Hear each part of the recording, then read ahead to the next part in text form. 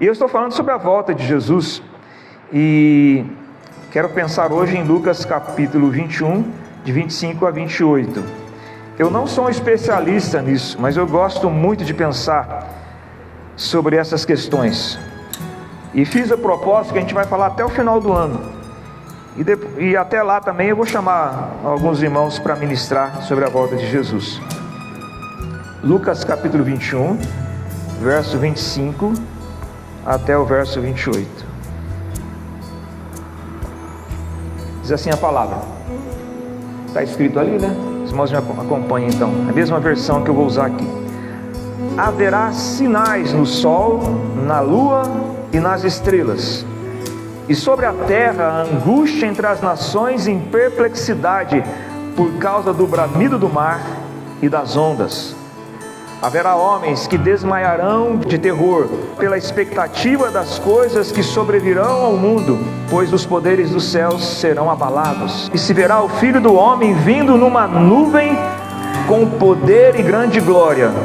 Ora, ao começarem estas coisas a suceder, exultai, erguei a vossa cabeça, porque a vossa redenção se aproxima. Aleluia! Esse texto é extraordinário. E eu diria assim, numa linguagem mais jovem, que eu não sou mais, né? É muito louco isso aqui, porque ele está falando de coisas tão difíceis, assustadoras, e no versículo 28 ele fala: ao começarem estas coisas, olha o que diz: exultai, erguei a vossa cabeça, porque a vossa redenção se aproxima. A palavra exultar aí é muito mais que alegria. Exultar é uma grande festa diante de uma vitória, de um triunfo. Quando as pessoas tinham um triunfo numa batalha e numa guerra, eles então exultavam. Jesus diz então: exultai, não abaixa a cabeça, não fica assustado, porque a vossa redenção se aproxima. Amém, irmãos? Então não será um dia de terror para aqueles que conhecem a Cristo, mas será um dia de glória, um dia de glória. E eu fiquei pensando, e estou pensando muito sobre isso nesses dias, e veio no meu coração um sentimento que eu tive durante a pandemia. Durante a pandemia, quase todos, e nós muitos ficaram até deprimidos, né? Quem não ficou assustador aquela situação, né? E Deus me colocou no coração uma palavra, e a palavra era: que tempo precioso é esse que nós estamos vivendo? Por quê? Porque nós estamos vivendo num momento que talvez, bem provável, ou nós, ou nossos filhos, ou os nossos netos verão o céu se abrir. Já imaginou isso? Já imaginou que gerações por milhares de anos esperavam o que os profetas esperavam, o que os apóstolos esperavam? De repente pode acontecer nos nossos dias, o céu se abrindo e a gente vê o Filho do Homem. Não tem coisa mais interessante que isso. E por que eu digo também que é um tempo propício para essas coisas? Porque, irmãos, esse tempo que vivemos é um tempo propício para aquilo que tudo que Jesus falou acontecer.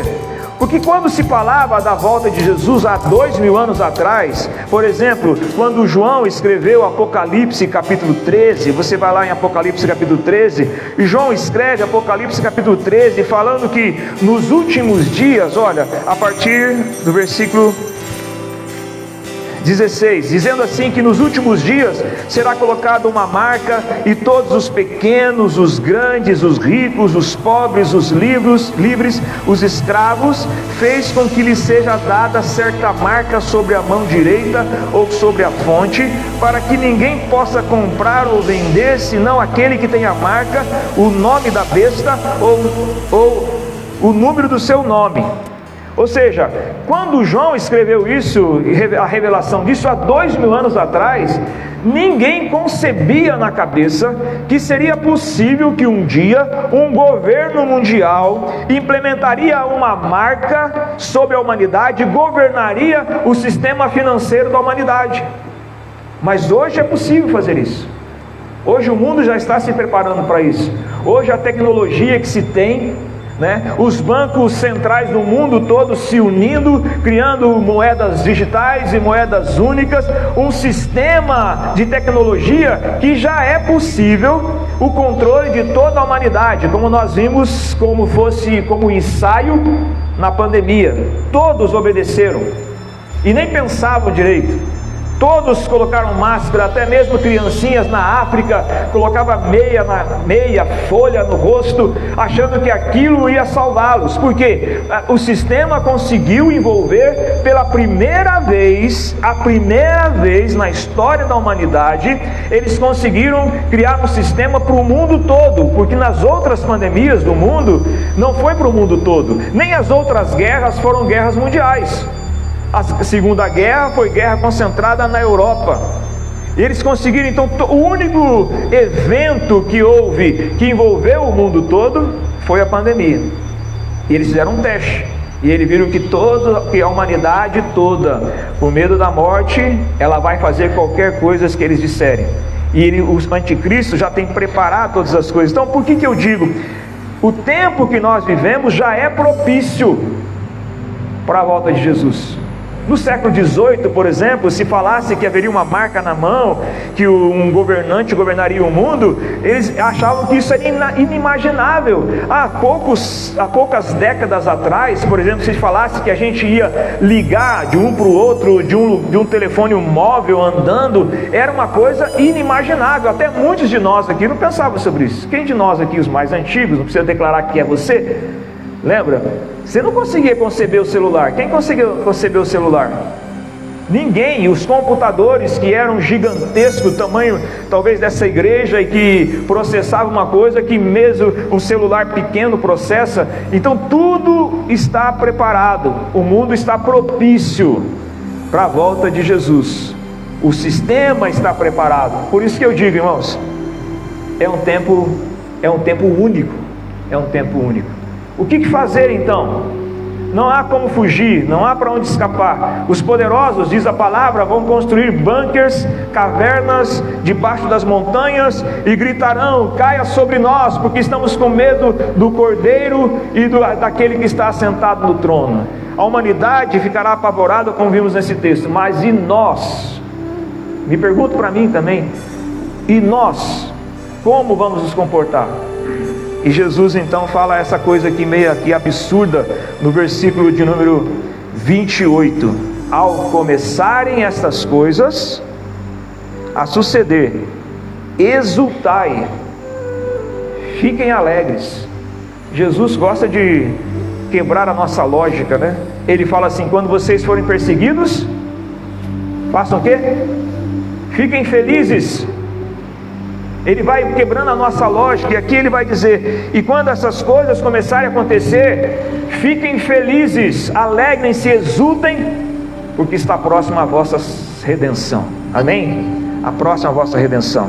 Vou trabalhar um pouco esse texto de uma forma expositiva. Primeiro versículo 25. Haverá sinais, diz a palavra. Haverá sinais. O sinal, ele, como nós sabemos, sinaliza algo que vem pela frente. Quando a gente está dirigindo, a gente vê lá curva perigosa, não é? E a gente sabe que lá na frente vai ter o quê? Uma curva perigosa. Os sinais, eles sinalizam uma realidade futura que viria. Nós não podemos dirigir de forma cega. E o nosso Deus é tão bom que Ele nos deixou sinais. O texto que o pastor Irineu leu aqui, Jesus falou, Ele deixou sinais. Vocês sabem discernir quando vai chover, quando não vai chover, mas vocês não conseguem discernir quando eu vou voltar. Ele nos deixou sinais, ou coisas que Ele sinalizou, dizendo: quando essas coisas começarem a acontecer, então vocês se preparem. Ele deixa sinais. Versículo ainda há uma ideia aqui que é importante, que existem sinais e sinal. Jesus fala de sinais da vinda do homem, e Jesus fala do sinal da vinda do homem. São duas ideias diferentes. Os sinais vão acontecendo, desde a história ele está acontecendo, e vão sendo revelados para que a igreja fique alerta. Mas quando Jesus voltar, haverá um sinal. Quer ver? Me diz a palavra, Mateus capítulo 24, Mateus 24, o verso 29. Agora, irmãos, quando esse sinal de Jesus acontecer, não tem mais tempo para nada. Durante os sinais, a gente ainda pode se preparar. Mas olha o que diz Mateus 24, 24, versículo 30, perdão. Mateus 24, versículo 30. Então aparecerá no céu o sinal do Filho do Homem. Todos os povos da terra se lamentarão e verão o Filho do Homem vindo sobre as nuvens do céu com poder e grande glória. Quando aparecer o sinal do Filho do Homem, então não haverá mais tempo para os homens se arrependerem. No sinal do Filho do Homem, ele já vai aparecer nas nuvens dos céus. Mas nos sinais que ele vai compartilhando e foi compartilhando, os sinais desde que começou a acontecer na história do homem e que nos últimos dias se intensificaram, nós podemos saber, olha, daqui a pouco tem uma curva ali na frente e eu vou virar, vou fazer essa curva com mais cuidado. Quem já dirigiu às cegas aí?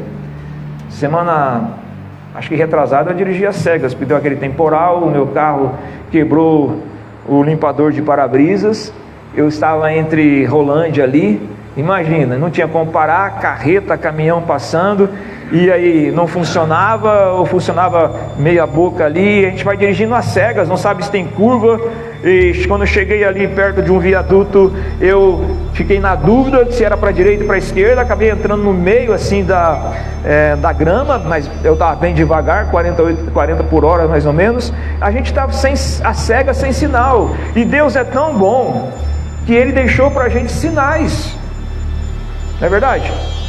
Deixou sinais, Ele falou assim, olha, vai acontecer isso, vai acontecer aquilo, naquela curva, é para a direita ou é para a esquerda, reduza a velocidade, pare, quantos sinais Deus nos dá, e Ele deixou sinais sobre a sua volta, e aqui Ele revela, voltando em Lucas 21, 25 ainda, Ele diz, haverá sinais no sol, na lua e nas estrelas. Sol, lua e estrela, em toda a profecia fala desses sinais. Existem aqueles que dizem do sinal da lua de sangue, ou vários sinais, mas Jesus vai falar aqui desses sinais que vão aparecer no sol, na lua e nas estrelas. E Mateus 24, agora dá uma olhada de novo, Mateus 24, não o verso 30, mas o verso 29.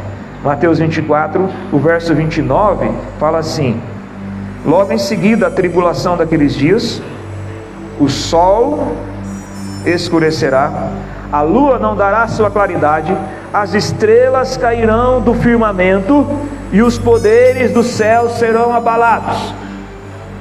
Este aqui, esse sinal poderoso de Deus, e já é esse sinal dentro do contexto da volta dele, porque quando isso acontecer, já a estrela caindo, o sol escurecendo, a lua não dando a sua claridade, não tem mais como fazer muita coisa não, ou tem?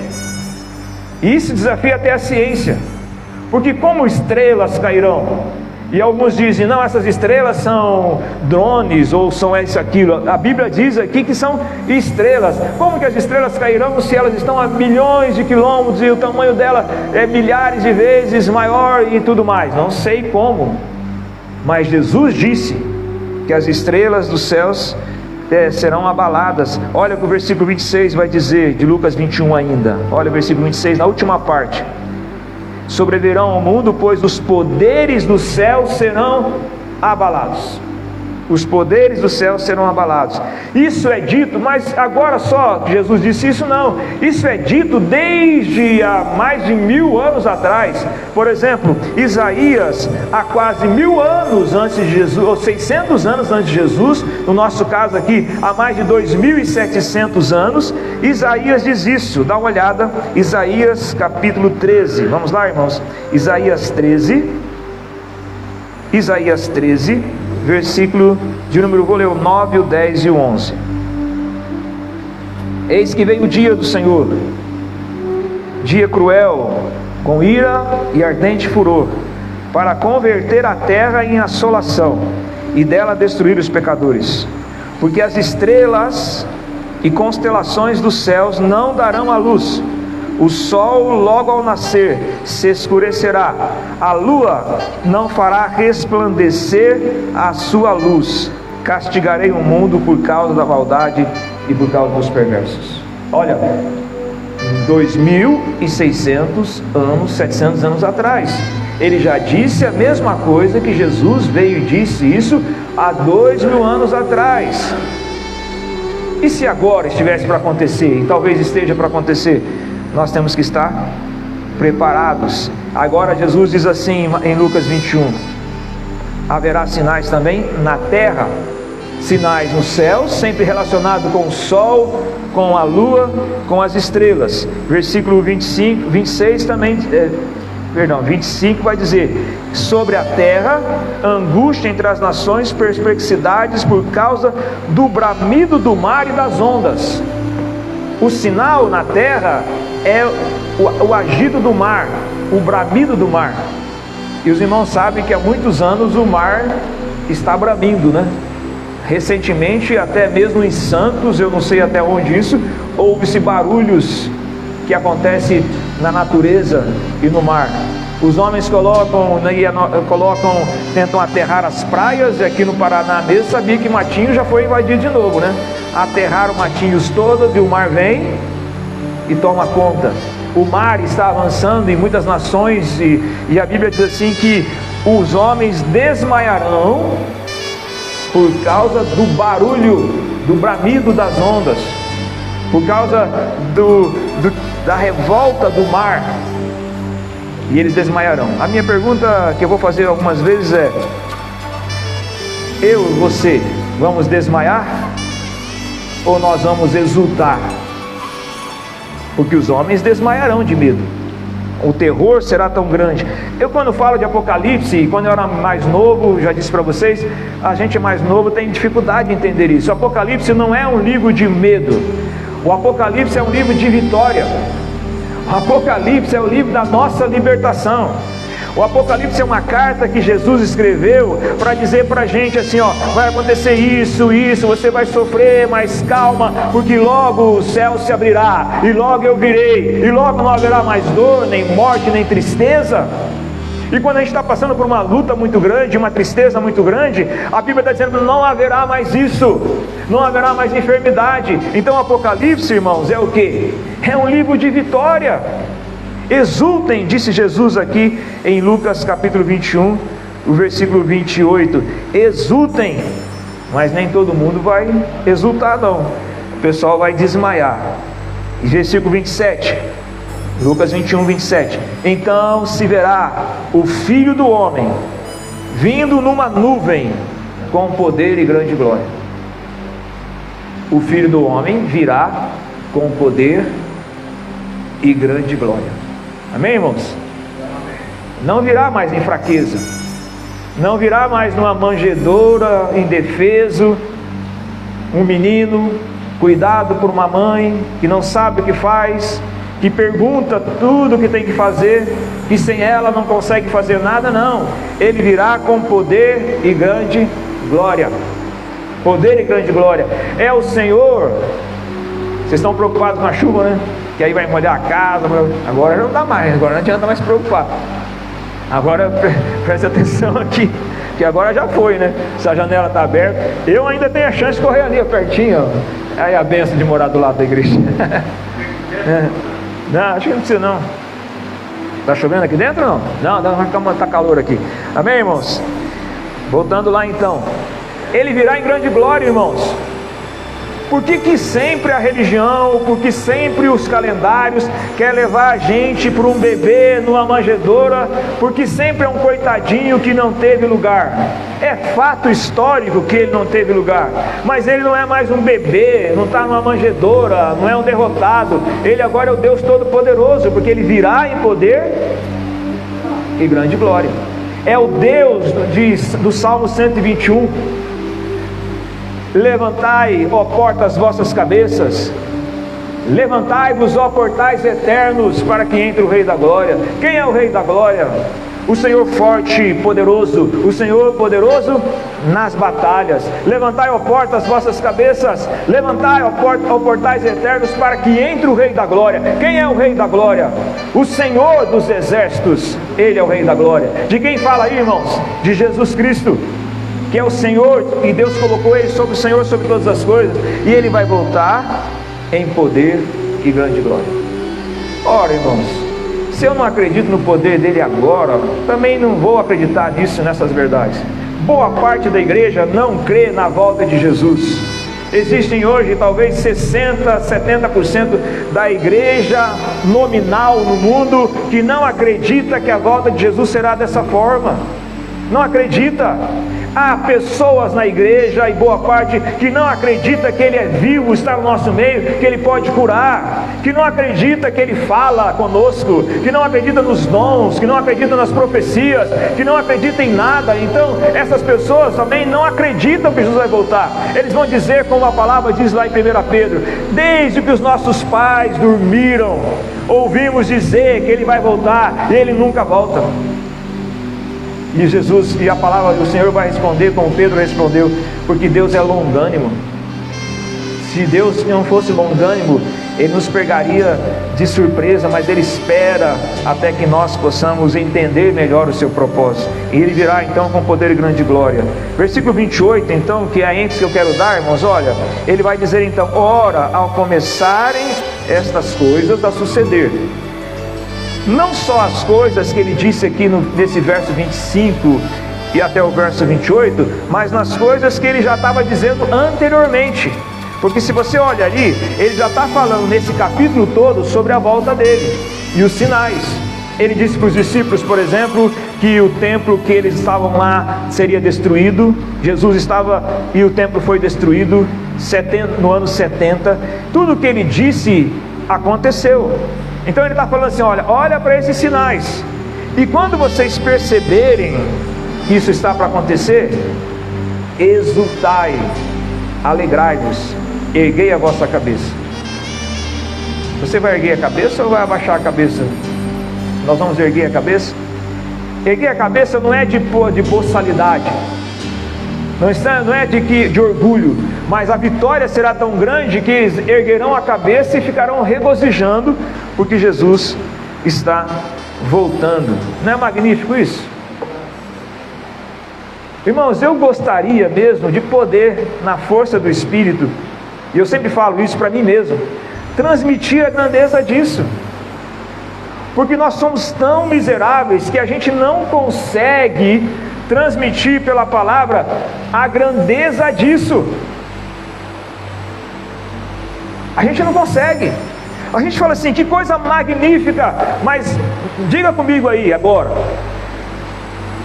teu coração não está tão confuso, pensando na chuva, pensando em outras coisas? Fala a verdade, vamos lá. Na casa de Deus tem que falar a verdade, não é?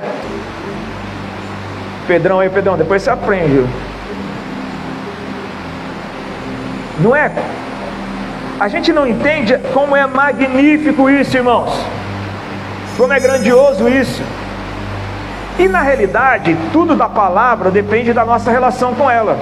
Se eu digo assim: Jesus Cristo morreu pelos meus pecados, se isso não é uma verdade em mim, isso também não faz efeito nenhum. Se eu digo assim: olha, os teus pecados são perdoados, tem gente que não liga para isso mais, não mexe, porque não está linkado a ela, não está relacionado a ela. Se eu digo, e se dizemos, e quando dizemos Jesus está aqui presente, o que a gente sente? Porque não está ligado a nós. Porque na realidade, de fato, nós não estamos muito ligados nisso. Mas quando a gente está ligado numa verdade, então aquilo faz um efeito em nossos corações. Por isso que eu digo, irmãos, exultai, exultai, erguei a vossa cabeça, porque será um tempo de triunfo. Triunfo, os nossos corpos serão transformados. 1 Coríntios capítulo 15, vamos dar uma olhada? 1 Coríntios capítulo 15.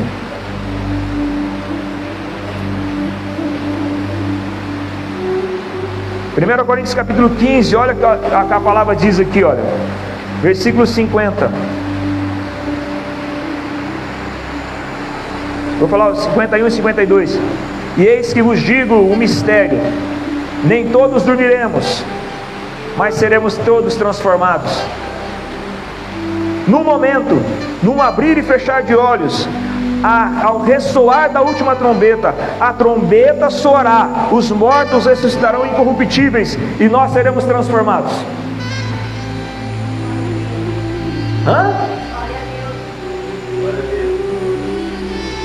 quando a gente está doente e a gente vê que o nosso corpo está já apodrecendo, quem tem essa esperança de que o seu corpo será transformado? Então Jesus está dizendo assim: olha, exultem, porque falta pouco para vocês serem transformados, falta pouco para a vossa redenção. Dá uma olhada no verso 28. Pedrão, olha para mim aqui, Pedro, presta atenção aqui, ó, fica ligado aqui, beleza? Daí você vai aprender, daí vamos ouvindo aqui a palavra. Versículo 28: porque a vossa redenção se aproxima. Irmãos, a redenção nossa, nós temos a redenção já, da nossa alma, do nosso espírito, mas ainda estamos nesse mundo. Os nossos corpos ainda estão envolvidos nessa terra, somos sujeitos a doenças, enfermidades, somos atacados pelo Satanás ainda, porque o diabo ainda nos ataca. Estamos num ambiente num ambiente satânico, que o mundo jaz no maligno, mas o Senhor já nos ressuscitou pela fé com Cristo. O Senhor nos deu uma nova vida. E agora Paulo vai dizer que também o nosso corpo vai ser redimido, a nossa redenção. Alcançaremos a redenção, irmãos, a redenção final, completa, na volta de Jesus. Amém? Está próxima a vossa redenção. Existe um termo aqui que é importante a gente entender. Nós somos já filhos de Deus, mas seremos totalmente filhos de Deus na sua volta. Nós já somos herdeiros de Deus, mas ainda estamos num processo nesse mundo. Vou pegar um texto para vocês que mostra que tudo está aguardando esse dia. Romanos capítulo 8. Romanos capítulo 8, versículo 23. Se você ler o contexto de Romanos 8 aí, você vai falar que versículo 19, por exemplo, há uma ardente expectativa da criação, aguardando a revelação dos filhos de Deus. A criação está sujeita à vaidade e tudo está sofrendo. E vai dizer também, versículo 22, porque sabemos que toda a criação a um só tempo geme e suporta angústia até agora. Tudo está sofrendo por causa do pecado. O versículo 23 diz: e não somente ela, mas também nós que temos as primícias do Espírito, igualmente gememos em nosso íntimo, aguardando a adoção de filhos, a redenção do nosso corpo. Aguardando a adoção, já nós somos adotados em Cristo? Por que esse termo adoção na nossa cabeça é diferente do termo adoção na cabeça lá do contexto tanto de Roma e no contexto do Oriente? Porque era assim, irmãos, a pessoa nascia numa casa, então nasceu lá o Jefinho, ele nasceu, ele vai ser colocado sobre ele, principalmente os mais ricos faziam isso, tá? Colocava sobre ele um tutor, era chamado de aio. Você vai encontrar essa palavra em Gálatas 3, versículo 24, que vai dizer que a lei nos serviu de aio até que viesse Cristo. Aio no grego é pedagogos, mesma palavra de pedagogos, pedagogos ou pedagogos. Deus colocou a lei como pedagogo para a gente crescer. Então era comum que os pais colocavam um pedagogo para a criança, e aquele pai ensinando a criança, não tinha escolas formais assim como temos, ensinando aquela criança os valores da família, os valores do reino dele, se ele era um rei, um príncipe, não se sabia, ensinando os valores do reino dele. Quando aquela criança tinha uma certa idade, que entendia o que significava ser parte daquela família, chegava o momento que ele era adotado. Então só ali que ele passava a ter adoção, ele passava a ter todos os direitos de um filho, porque eles tinham muitos filhos e as situações eram dessa forma. Alguns filhos se entravam em bebida, outros filhos se vendiam, outros filhos não queriam nada com nada. Então o pai, veja só como era interessante, o pai observava aqueles filhos, e quando aquele filho então completava uma certa idade e entendia o propósito da família, ele era adotado. seja, de alguma forma também nós já temos essa promessa de adoção, nós já temos essa salvação, mas nós estamos num processo de pedagógico ainda, da palavra, da importância da igreja, de Cristo nos orientando, até o ponto que tudo ficar pronto, a família ficar formada, aleluia, imaginou? A família formada, o corpo de Cristo formado, e Ele vem e vai apresentar a todo o céu e a todo o universo os seus filhos adotados, aleluia, e esses filhos redimidos. Então, irmãos, nós estamos nesse processo ainda, já temos e não temos, já somos e estamos sendo, mas um dia isso vai acontecer totalmente. Isso é a redenção do nosso corpo. Olha a importância que o Senhor dá para o corpo.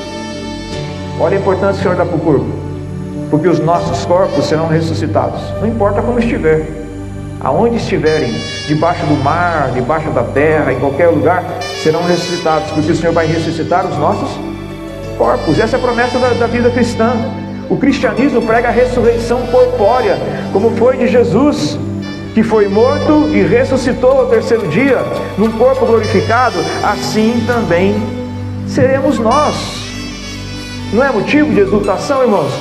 Não é motivo de dar louvores a Deus? Não é motivo de gratidão? Não é motivo de entregar tudo que temos para Ele e agradecemos e temos uma vida gratas a Ele? Por isso Ele diz assim: exultai. Agora, qual a diferença entre aqueles que vão desmaiar e os que vão exultar?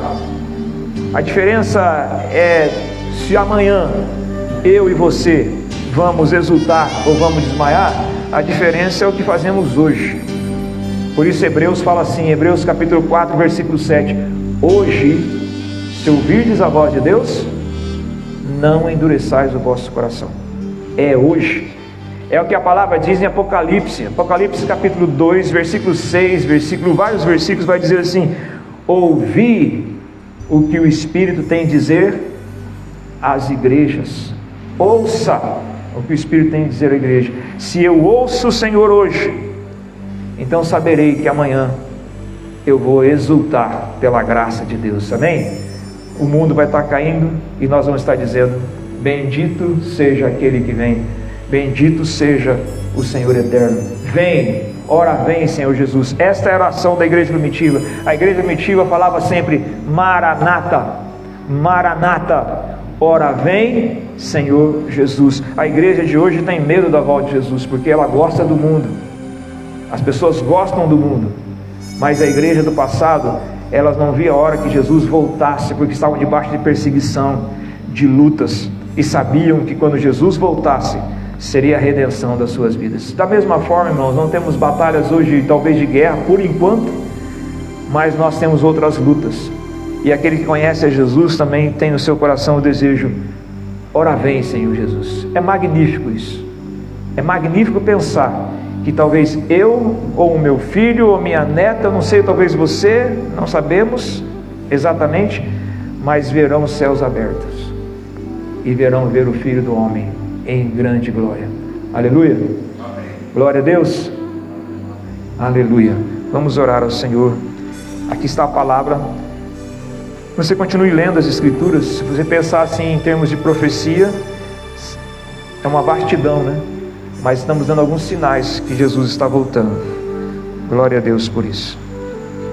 Vamos orar. Abaixe sua cabeça, feche seus olhos.